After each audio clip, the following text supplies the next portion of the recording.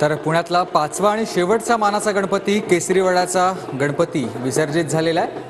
तर ही दृश्य आपण थेट बघतोय गिरगाव चौपाटीवरून। गिरगाव चौपाटीवर मुख्यमंत्री एकनाथ शिंदे, उपमुख्यमंत्री देवेंद्र फडणवीस हे सगळी व्यवस्था पाहण्यासाठी आणि या सगळ्या सोहळ्यात सहभागी होण्यासाठी स्वतः गिरगाव चौपाटीवर दाखल झालेले आहेत।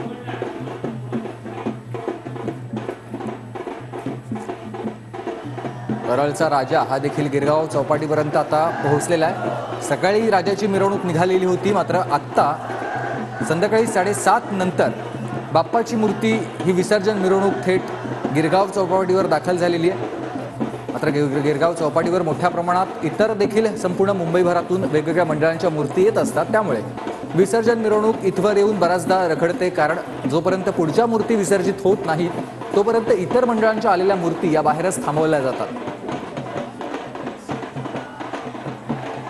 लालबाग परिसरातली ही दृश्य आपण बघतोय। लालबाग परिसरात अद्यापही काही मंडळांच्या मूर्ती इथवर पोहोचलेल्या आहेत। इथून पुढे त्यांचा गिरगाव पर्यंतचा प्रवास पूर्णपणे असणार आहे। मुंबईचा राजा, चिंचपोकळी, लालबागचा राजा, कॉटन ग्रीन, प्रगती मंडळ, सायन, त्यानंतर इतर जे मानाचे गणपती आहेत ते बाहेर पडतात। सकाळपासूनच या सगळ्या मूर्ती बाहेर पडलेल्या आहेत। संपूर्ण लालबाग, चिंचपोकळी ते 7 रस्ता, मुंबई सेंट्रल, लॅमिंटन रोड आणि चौपाटी या मार्गाने या मिरवणुका सुरू असतात। तर चिंचपोकळीचा चिंतामणी श्रॉफ बिल्डिंग जवळ पोहोचलेला आपण बघतोय। ज्याला आगमनाधीश म्हणून ओळखलं जातं तो चिंचपोकळीचा चिंतामणी आता श्रॉफ बिल्डिंग पर्यंत दाखल झालेला आहे। श्रॉफ बिल्डिंग मधून बाप्पावर पुष्पवृष्टी आता केली जाईल। फुलांची उधळण केली जाते, गुलालाची उधळण केली जाते।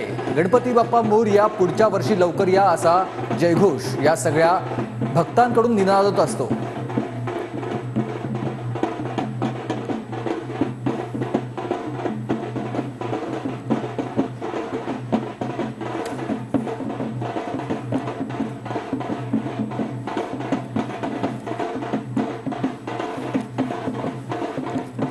चिंचपोकळीच्या चिंतामणीची आपण ही मनमोहक रूप त्याचं साठवून घेतो डोळ्यामध्ये। ज्याला आगमनाधीश म्हणून ओळखलं जातं असा चिंचपोकळीचा चिंतामणी। चिंतामणी आता थेट पोहोचलेला आहे लालबाग परिसरात असलेल्या श्रॉफ बिल्डिंगमध्ये। श्रॉफ बिल्डिंगच्या इथून आता बाप्पावरती पुष्पवृष्टी केली जाईल आणि बाप्पाला अभिवादन करण्याचा हा श्रॉफ बिल्डिंगचा प्रयत्न।